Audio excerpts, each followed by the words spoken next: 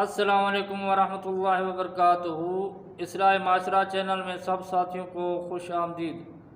آج ہم حضرت علامہ مولانا محمد ابراہیم صدیقی صاحب کا ایک بیان لے کر حاضر ہیں۔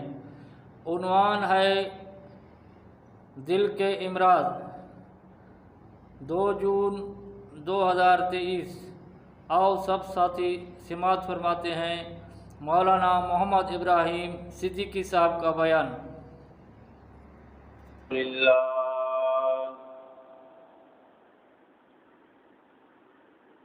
الحمد لله رب العالمين والعاقبة للمتقين والصلاة والسلام على سيد الأنبياء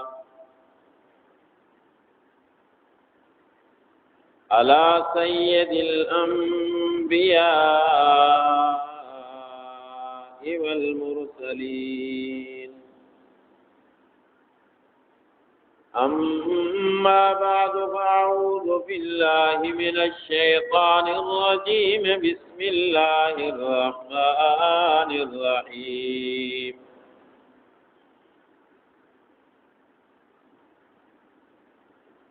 في قلوبهم مرض فزادهم الله مرضا. وقال النبي صلى الله عليه وسلم: إن الله لا ينظر إلى صوركم ولا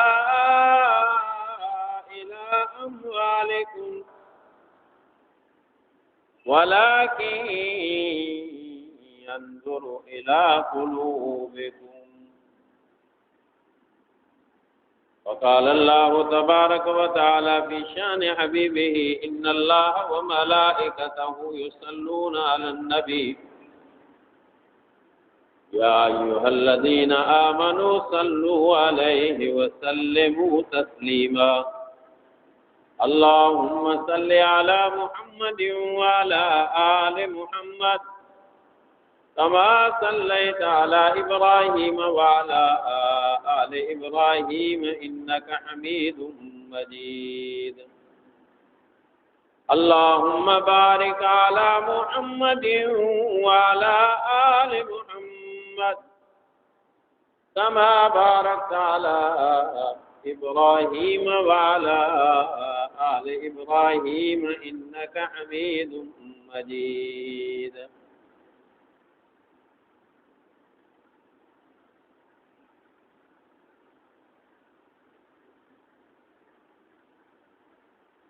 محترم عزیز دوستو، ایک آیت مبارکہ اور ایک حدیث میں نے آپ حضرات کے سامنے تلاوت کی ہے۔ اللہ رب العزت سے دعا ہے اللہ رب العزت ان کا صحیح مطلب سمجھانے کی توفیق نصیب فرمائے۔ سمجھانے سمجھنے کے بعد اللہ تعالی ہم سب کو اس پر عمل کرنے کی توفیق نصیب فرمائے۔ اللہ رب العزت کے ہمارے اوپر اتنے بڑے احسان ہیں۔ مالک کائنات خود فرماتے ہیں: وَإِن تَعُدُّوا نِعْمَتَ اللَّهِ لَا تُحْصُوهَا۔ اللہ کی نعمتوں کو گنو تو گن نہیں سکتے، شمار نہیں کر سکتے۔ لا تعداد، بے شمار احسان ہیں مالک الملک کے، مگر 3 نعمتیں ہیں اس اللہ کی سب انسانوں کے اوپر ہیں جو بہت بڑی ہیں۔ ایک دل، دوسرا عقل اور تیسرا نفس۔ دل، عقل اور نفس، یہ 3 اللہ رب العزت کی ہمارے اوپر بہت بڑی نعمتیں ہیں۔ یہ دل جو ہے جذبات کا مقام، بہادری کا جذبہ، بزدلی کا جذبہ، محبت کا جذبہ، نفرت کا جذبہ، جو بھی جذبات انسان کے اندر پیدا ہوتے ہیں وہ دل ہی سے پیدا ہوتے ہیں۔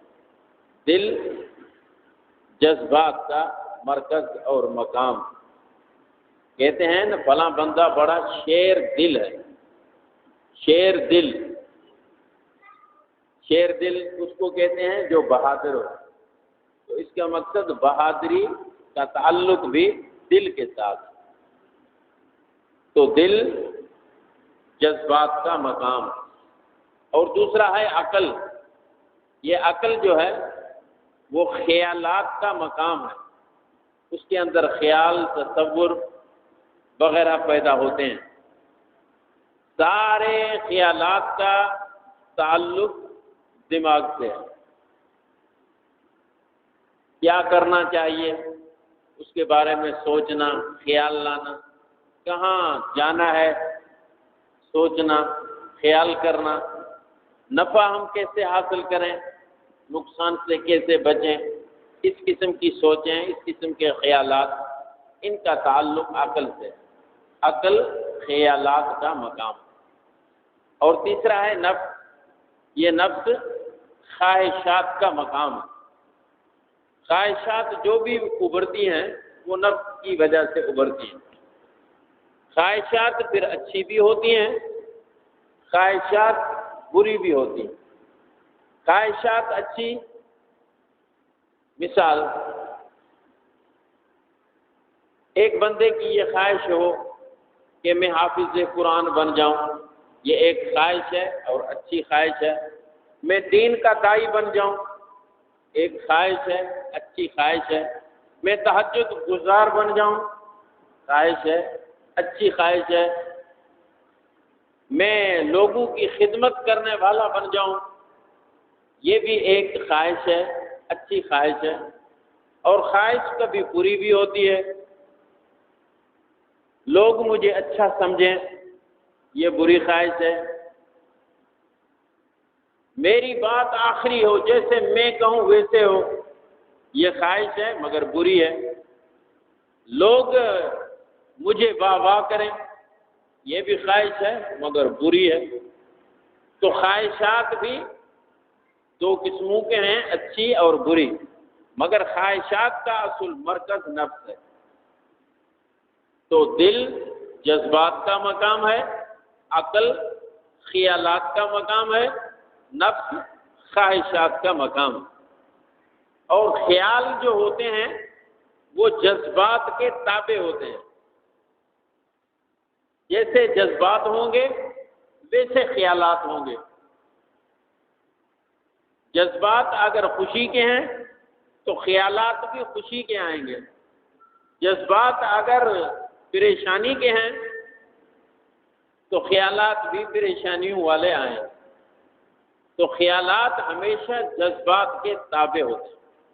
تو بہرحال اللہ رب العزت کی ہمارے اوپر 3 بڑی نعمتیں ہیں. کون سی؟ ایک دل، دوسرا ہاں جی میرے خیال میں تو گناہ نہیں ہے بولنا. کیا خیال ہے؟ بھلے آپ جا کر اپنے علاقے میں کسی بھی مفتی سے پوچھ لو، مولوی صاحب، امام صاحب اگر مسئلے بتا رہا ہے اور اس میں ہم سے بات پوچھتا ہے کیا بتانا جرم تو نہیں، وہ کہے گا جرم نہیں ہے. اگر میری بات پہ اعتماد کر لو تو میں تمہیں بتا دیتا ہوں. میری بات پہ اعتماد نہیں تو اپنے علاقے کے مفتی سے پوچھ لو کہ یہ دین کا مسئلہ سمجھانے کے لیے، سمجھنے کے لیے بولنا ہاں نہ کرنا جرم نہیں ہے. پتہ ہے آپ کو؟ بھائی پتہ ہے نہیں؟ اگر پتہ ہے پھر کیوں نہیں بول دیں؟ ثواب کا کام ہے. تو 3 بڑی نعمتیں ہیں. ایک دل، دوسرا عقل، تیسرا نفس. یہ 3 اللہ رب العزت کی بڑی نعمتیں ہیں. پہلی چیز میں نے بتائی کون سی؟ دل. دل کو عربی میں کہتے ہیں قلب. قلب. تو پہلے نمبر پہ قلب. انبیاء علیہم الصلاۃ والتسلیم جو دنیا میں تشریف لائے، ان کی محنت کا میدان انسانوں کی دلیں تھیں. ان کی محنت پورے کی پوری دلوں کے اوپر ہوا کرتی تھی. کیوں؟ اس لیے کہ وہ جانتے تھے کفر کی گندگی دل سے جب نکلے گی تب دل پاک ہوگا، اور جب دل پاک ہوگا تو جذبات اچھے پیدا ہوں گے، جب جذبات اچھے آئیں گے تو خیالات بھی اچھے پیدا ہوں گے۔ تو انبیاء علیہ الصلوۃ والتسلیم کی پوری محنت جو ہوتی تھی وہ انسانوں کے دل کے اوپر ہوا کرتی تھی۔ دل کیا چیز ہے؟ انسان کے سینے کے بائیں سائڈ میں گوشت کا ایک لوتھڑا ہے جس کو عربی میں مضغہ کہتے ہیں، یہی وہ دل ہے جس کے متعلق میرے آقا امام الانبیاء صلی اللہ علیہ وسلم نے فرمایا الا فی الجسد مضغۃ اذا فسدت فسد الجسد كله واذا صلحت صلح الجسد كله الا وهي القلب۔ میرے آقا امام الانبیاء محمد عربی صلی اللہ علیہ وسلم نے فرمایا الا فی الجسد مضغۃ، دل کے اندر ایک لوتھڑا ہے، اذا فسدت فسد الجسد کلو، تمہارے جسم کے اندر ایک گوشت کا لوتھڑا ہے، اگر وہ خراب ہے پورا جسم خراب، اگر وہ درست ہے پورا جسم درست۔ الا وہی القلب، اللہ کے پیغمبر نے فرمایا کان کھول کر سن لو، الا وہی القلب، فرمایا یہ گوشت کا لوتھڑا تمہاری دل ہے۔ دل اگر دل صحیح تو انسان صحیح، دل غلط تو انسان غلط۔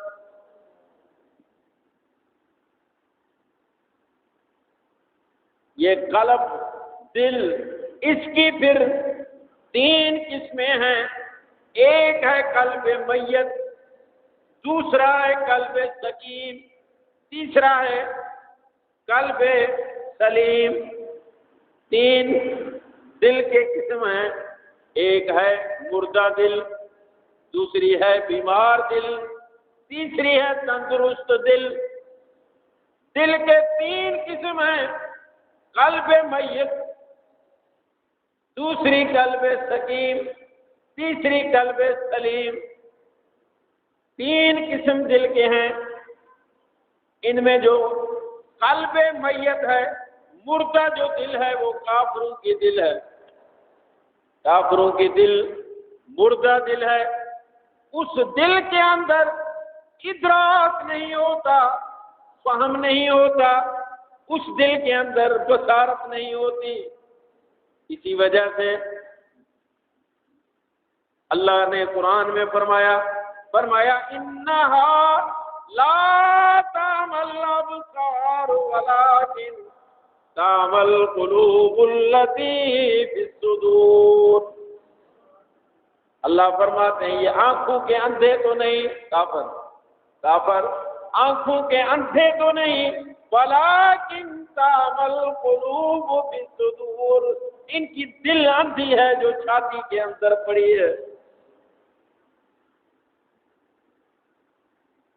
جس طرح آنکھوں پر اگر پٹی باندھ لی جائے آنکھ دیکھ نہیں سکتی، دل کے اوپر اگر خواہشات کی پٹی باندھ لی جائے تو دل بھی اندھا ہو جاتا ہے، اس کے اندر بھی فہم، ادراک، بصارت پھر نہیں رہتی۔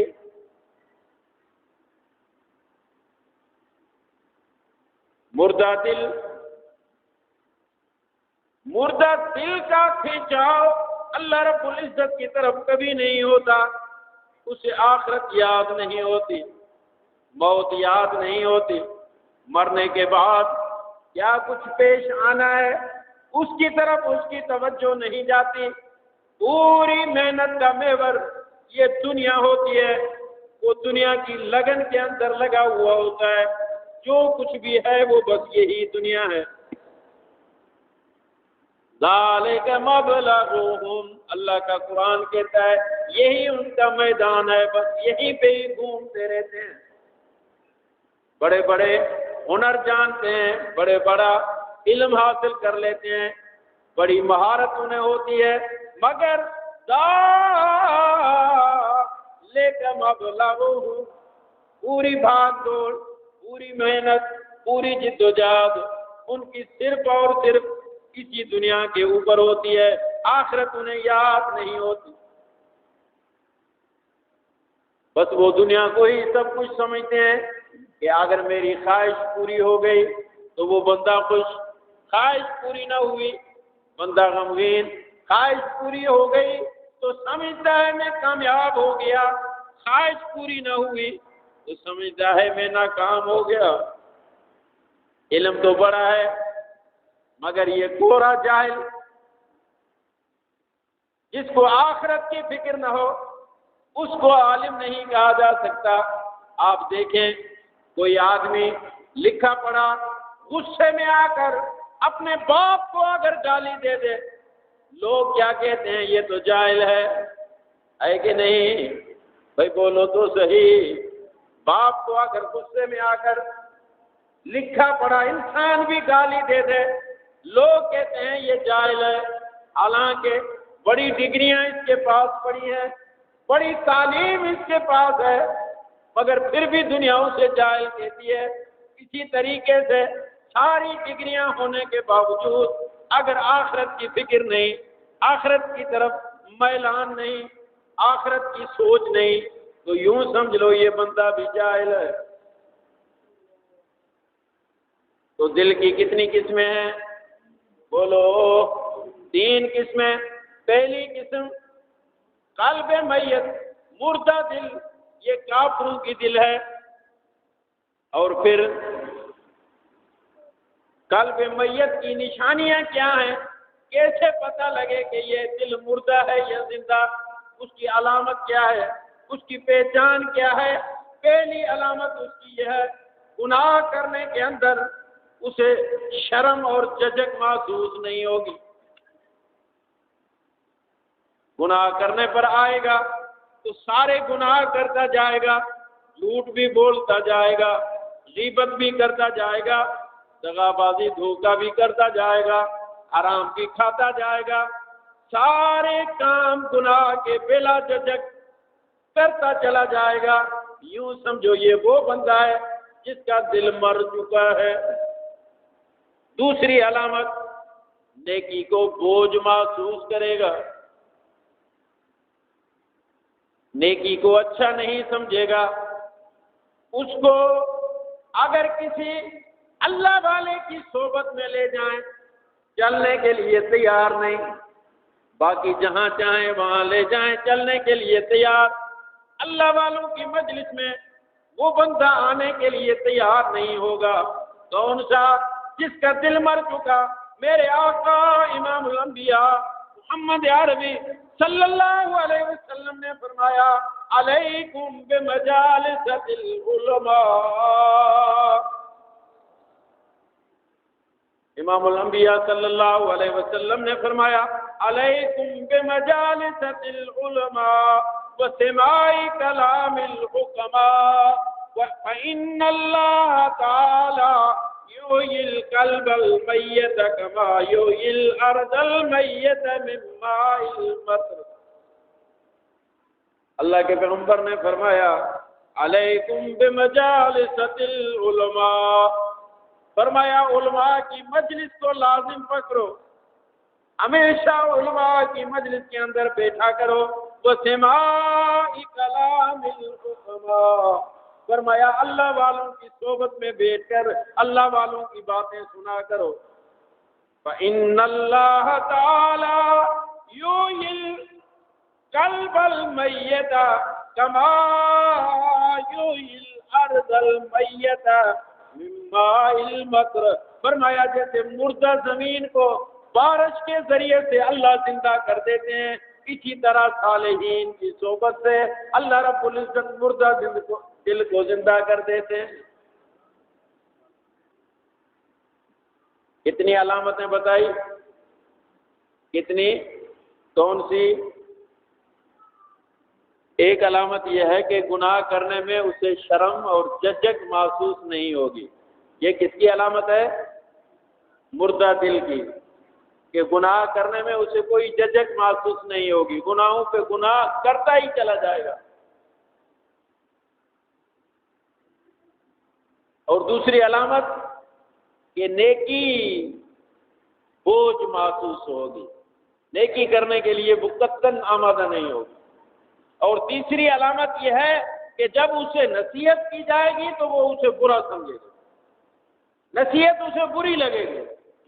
یہ 3 علامتیں علماء کرام نے ذکر فرمائی ہیں مردہ دل کی. کتنے دلوں کا تذکرہ میں نے کر لیا؟ ایک.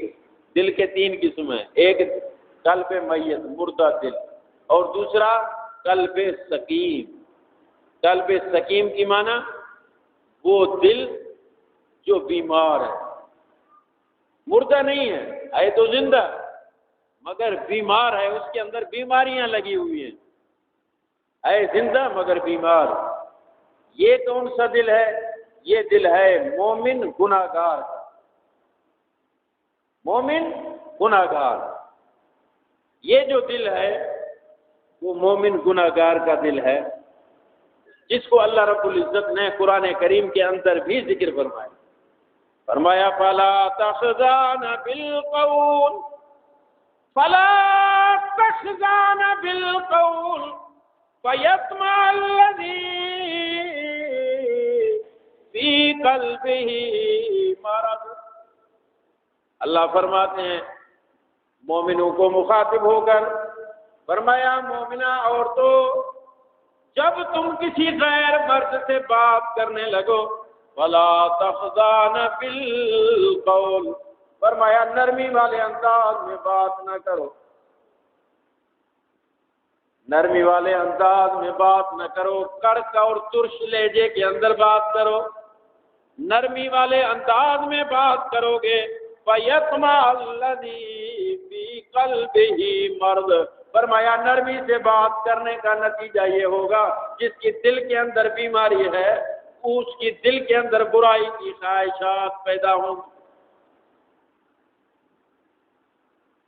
بات سمجھ میں آئی کہ دل بھی بیمار ہوتا ہے. اسی وجہ سے اللہ نے فرمایا کہ جو اس کا دل بیمار ہے نا، وہ عورت غیر اگر نرمی سے بات کرے گی تو برائی کے خیالات اس کے دل کے اندر پیدا ہونا شروع ہو جائیں گے. یہ بیمار دل والا ہے. تو قلب سقیم اس دل کو کہتے ہیں جو بیمار ہے تو زندہ، مردہ نہیں، قلب میت نہیں، ہے تو زندہ مگر بیمار ہے، اس کو بیماریاں لگی ہوئی ہیں. کون سی بیماریاں اس کو لگتی ہیں؟ اس کو بیماری لگتی ہے حسد کی، اس کو بیماری لگتی ہے کینے کی. حسد، کینہ، ہرس، تکبر، بخل، اس قسم کی بیماریاں دل کو لگا کرتی ہیں. اور یہ جو بندہ ہے قلب سقیم والا، جس کا دل بیمار ہے، اس کے اندر کبھی کبھی اللہ کی محبت غالب آ جاتی ہے. اللہ کی محبت جب غالب آتی ہے تو وہ نکل پڑتا ہے اللہ کے راستے. جب وہ مومن جس کی دل بیمار ہے، کبھی کبھی اللہ کی محبت اس کے اوپر غالب آتی ہے، تہجد پڑھنے لگ جاتا ہے، نمازیں پڑھنے لگ جاتا ہے، ذکر کرنے لگ جاتا ہے، تلاوت کرنے لگ جاتا ہے، اور پھر اچانک خدائی محبت ایک سائڈ میں ہوئی، دنیا کی محبت میں لگا تو پھر ساری برائیاں کرنے لگ جائے. یہ ہے بیمار دل والا مومن. یہ دل مردہ تو نہیں ہے مگر بیمار ضرور ہے. اور جب بیمار انسان ہوتا ہے تو پھر علاج کروانا پڑتا ہے. ایسے ہے کہ نہیں؟ بیمار آدمی ڈاکٹر کے پاس جاتا ہے. اسی طریقے سے جو بیمار دل والے ہیں ان کو بھی علاج کروانا چاہیے. جسمانی علاج کے بعد جسمانی علاج کے بعد صحت ملتی ہے، اسی طریقے سے روحانی علاج کے بعد بھی صحت ملتی ہے۔ جسمانی علاج جو کرتا ہے اس کو دنیا ڈاکٹر کہتی ہے، روحانی بیماریوں کا جو علاج کرتا ہے اس کو شیخ اور مرشد کہتے ہیں۔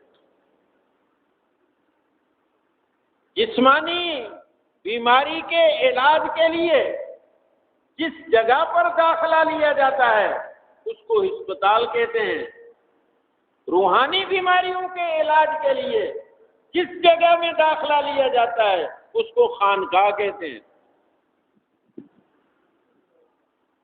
روحانی بیماریوں کا علاج کبھی کبھی شعاؤں کے ذریعے سے ہوتا ہے نہیں ہوتا؟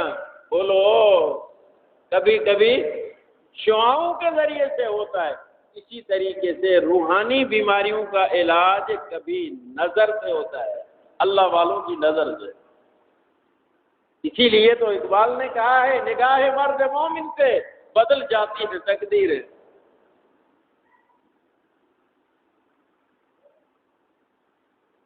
جسمانی بیماری کے علاج کے بعد انسان قوی بن جاتا ہے، روحانی بیماری کے علاج کے بعد انسان ولی بن جاتا ہے۔ جسمانی علاج کے اندر اگر سستی کی جائے تو وہ انسان موت کے منہ میں چلا جاتا ہے، روحانی بیماری کے اندر اگر سستی کی جائے تو انسان جہنم کے منہ میں چلا جاتا ہے۔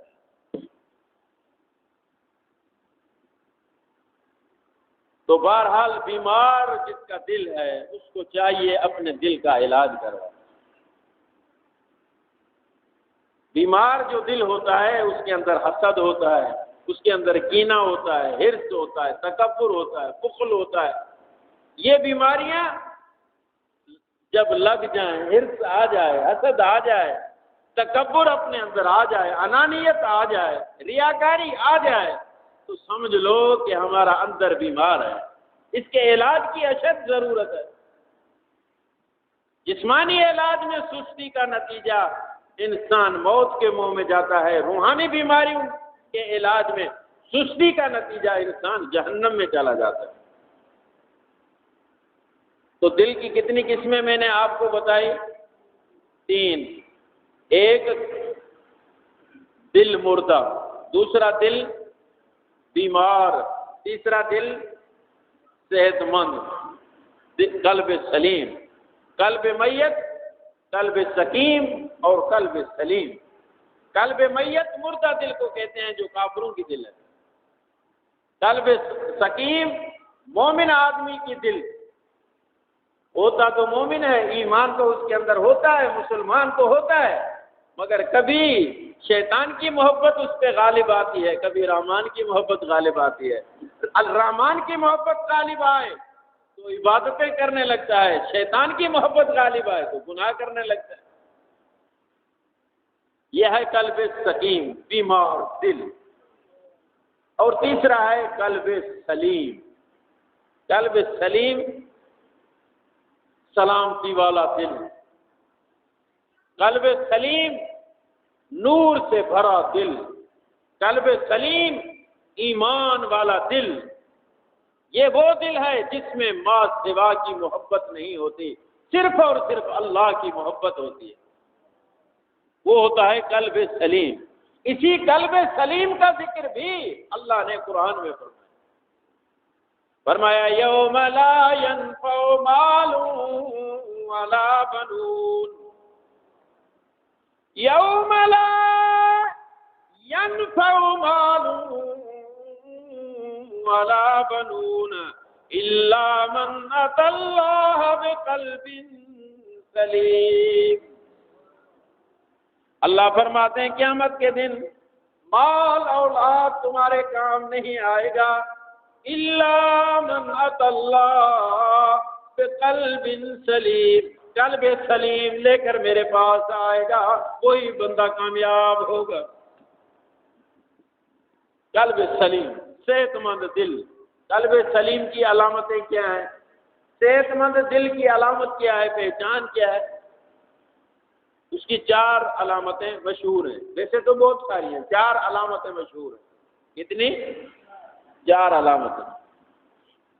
پہلی فرمایا من احب للہ، یہ تو من احب للہ،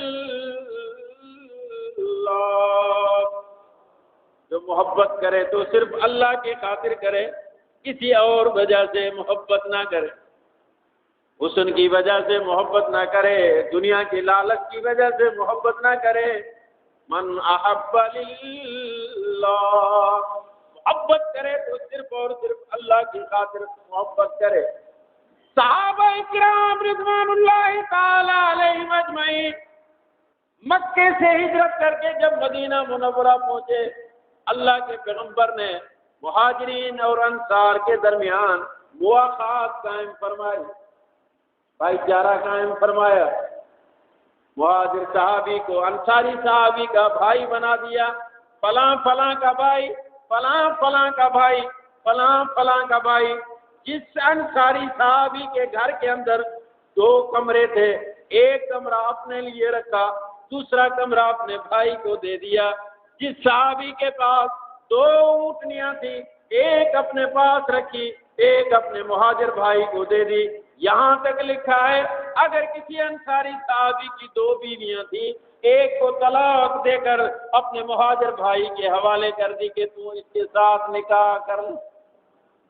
میں آپ سے پوچھتا ہوں یہ محبت کون سی تھی؟ بولو من احب للہ، اللہ کی خاطر یہ محبت تھی۔ حدیث میں آتا ہے میرے آقا امام الانبیاء محمد عربی صلی اللہ علیہ وسلم نے فرمایا قیامت کے دن نفسی نفسی کا عالم ہوگا، زمین تپ چکی ہوگی، سورج نیزے کے برابر آ جائے گا۔ اس وقت پاؤں زمین پہ رکھنا انتہائی مشکل ہوگا۔ اللہ کے پیغمبر نے فرمایا 7 بندے ایسے ہوں گے جو اللہ کے عرش کے سائے تلے ہوں گے۔ اتنی بڑی مصیبت کے وقت وہ بندے اللہ کے عرش کے سائے تلے اے کے اندر کھڑے ہوئے ہوں گے۔ جو 7 بندے اللہ کے پیغمبر نے ذکر فرمائے، ان میں 2 یہ ذکر فرمایا من احب للہ و ابغض للہ، جو اللہ کے لیے محبت کرے، اللہ کے لیے دشمنی کرے، وہ بندہ اللہ کے عرش کے سائے میں ہوگا۔ تو پہلی علامت، پہلی نشانی سن لیا آپ نے، دل، قلب سلیم، تندرست دل، روحانی اعتبار سے تندرست دل کی علامتیں 4۔ پہلے نمبر پہ اللہ کے لیے محبت، من احب للہ۔ دوسری نشانی فرمایا من ابغض للہ۔ دوسری علامت یہ اگر دشمنی کرتا ہے تو وہ بھی اللہ کی خاطر، کسی اور وجہ سے نہیں۔ دشمنی کس وجہ سے؟ بولو اللہ کی وجہ سے۔ اللہ کی وجہ سے دشمنی کرے، یہ بندہ سمجھ لو کہ قلب سلیم والا ہے، تندرست دل والا ہے۔ من ابغض للہ، اللہ کی خاطر بغض رکھنا۔ بی بی ام حبیبہ رضی اللہ تعالی عنہا ابو سفیان کی بیٹی ہے، ابھی تک ابو سفیان اسلام میں داخل نہیں ہوئے۔ بی بی صاحبہ کے پاس کافی عرصے کے بعد ایک مرتبہ ابو سفیان آ نکلے۔ اپنی بیوی کی محبت، اپنی بیٹی کی محبت نے ستایا کہ عرصہ ہوا میں نے بچی کو دیکھا نہیں، آج جا کر میں اپنی بچی کو دیکھ کے آتا ہوں۔ مکے سے چلا، مدینہ منورہ پہنچا، بی بی ام حبیبہ رضی اللہ تعالی عنہ کے گھر کے اندر داخل ہوا۔ بستر امام الانبیاء صلی اللہ علیہ وسلم کا چارپائی پہ بچھا ہوا تھا۔ بی بی ام حبیبہ رضی اللہ تعالی عنہ نے اچانک اپنے باپ کو دیکھا، حیرت کے اندر پڑ گئی کہ ابو آج میرے پاس کیسے آ گئے؟ خیر جلدی اٹھی اور جا کر اسی بستر کو جو بستر محمد رسول اللہ صلی اللہ علیہ وسلم کا تھا لپیٹ کر ایک سائڈ میں رکھا. ابو سے جا کر مصافحہ کیا, ابو کو لے آئی اور فرمایا کہ ابو بیٹو. خالی چارپائی کے اوپر بٹھایا, بستر کو ہٹا دیا. باپ دیکھ کر حیرت کے اندر پڑ گئے, بیٹی کیا بات ہے؟ باپ کے لیے تو بیٹیاں بستر بچھایا کرتی ہیں اور تو بستر کو ہٹا رہی ہے. کیا یہ بستر میرے لائق نہیں تھا, میرے قابل نہیں تھا؟ بیٹی کہنے لگی ابو جان بات یہ نہیں ہے, بات یہ ہے کہ یہ بستر محمد رسول اللہ کا ہے جو پاک بستر ہے. تو ابھی تک اسلام میں داخل نہیں ہوا, تو نجس اور ناپاک ہے, ناپاک کو پاک کے اوپر رکھنا میں برداشت نہیں کرتی. فرمایا من ابغض للہ, دوستی بھی اللہ کی خاطر, دشمنی بھی بولو اللہ کی خاطر. سیدنا ابو بکر صدیق رضی اللہ تعالیٰ عنہ اور ان کے بیٹے ایک دن بیٹے گھر کے اندر گفتگو فرما رہے ہیں, گپ شپ لگا رہے ہیں. باتیں کرتے کرتے بیٹا کہنے لگا ابو جان جنگ بدر میں جب مقابلہ ہو رہا تھا اس وقت میں مسلمان نہیں تھا, آپ مسلمانوں کی طرف سے آ کر لڑ رہے تھے, میں جنگ بدر کے اندر کافروں کی طرف سے آ کر لڑ رہا تھا. ابو جان میری تلوار کی زد میں 2 مرتبہ آپ آئے تھے, مگر میں نے باپ ہونے کی وجہ سے کنارہ کشی کر لی, آپ کے اوپر وار نہیں کیا. حضرت ابو بکر صدیق رضی اللہ تعالیٰ عنہ کہنے لگے بیٹا اس ذات کی قسم جس ذات نے مجھے زندگی بخشی ہے, اگر اسی موقع پر تو میرے سامنے آ جاتا تو میں تجھے نہ چھوڑتا, تجھے قتل کر دیتا. من احب للہ وابغض للہ, محبت بھی اللہ کی خاطر تو دشمنی بھی اللہ کی خاطر. یہ 2 نشانیاں. تیسرے نمبر پہ فرمایا وَآتَى لِلَّهِ, وَآتَى لِلَّهِ, دے تو اللہ کی خاطر, روکے تو بھی اللہ کی خاطر. یہ دو دینا ہو کچھ تو بھی اللہ کی خاطر, کسی اور وجہ سے نہ دے, اس لیے کہ میرا اللہ مجھ سے راضی ہو جائے. شیخ ابو عمر وقت کے بڑے بزرگ ہیں, بڑے سرمایہ دار, بڑے امیر ترین آدمی, بڑے مالدار, وقت کے حاکم اور وقت کے بادشاہ. چاہتے تھے کہ میں اپنی عوام کی خدمت کروں, کوئی فلاحی کام وہ کرنا چاہتے تھے, مگر خزانے میں کچھ نہیں تھا. اس نے سوچا کہ میری اس حکومت کے اندر جو بڑے بڑے لوگ ہیں, امیر لوگ ہیں, میں ان سے جا کر ملاقات کروں, اپنے فلاحی ارادے سے ان کو آگاہ کروں, شاید وہ تعاون کریں. اسی حوالے سے وقت کے بادشاہ شیخ ابو عمر کے پاس آئے اور آ کر ان کے سامنے بات رکھی, میں فلاحی کام کرنا چاہتا ہوں, عوام کی خدمت کرنا چاہتا ہوں, مگر میرے پاس پیسے نہیں ہیں. تو شیخ ابو عمر نے 2 لاکھ سونے کے سکے بادشاہ وقت کے حوالے کر دیے. اس کے بعد بادشاہ کی ہمت بند گئی, وہ ذہنی طور پر تیار ہو گئے کہ ایک بندے سے بات کی تو اتنا دے دیا, دوسرے بندوں سے بات کروں گا تو بہت سارا مال جمع ہو جائے گا. شہر کے بڑے بڑے مخیر حضرات جو تھے ان سب کو جمع کیا, سب کے سامنے کھڑے ہو کر وقت کے بادشاہ نے اعلان کیا, اپنے فلاحی کام اور ارادے سے ان کو آگاہ کیا اور انہیں بتایا کہ شیخ ابو عمر نے 2 لاکھ سونے کے سکے اسی کام کے لیے مجھے دیے ہیں, آپ بھی اس معاملے میں تعاون کرو. شیخ ابو عمر وہ بھی اسی مجلس کے اندر موجود تھے.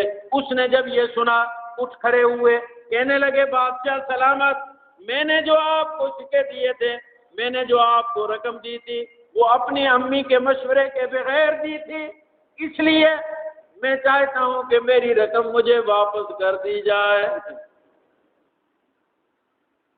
بادشاہ نے رقم واپس کر دی.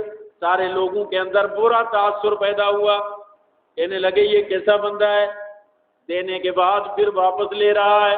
اس نے وہ رقم رکھ لی اور چلے گئے.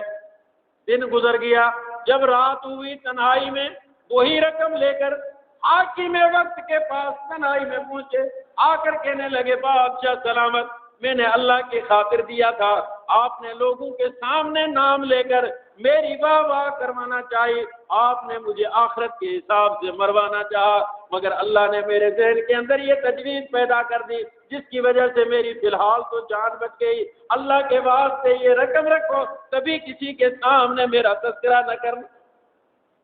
من آتا للہ، اللہ کی خاطر دے، ومنع للہ، اللہ کی خاطر ہی نہ دے۔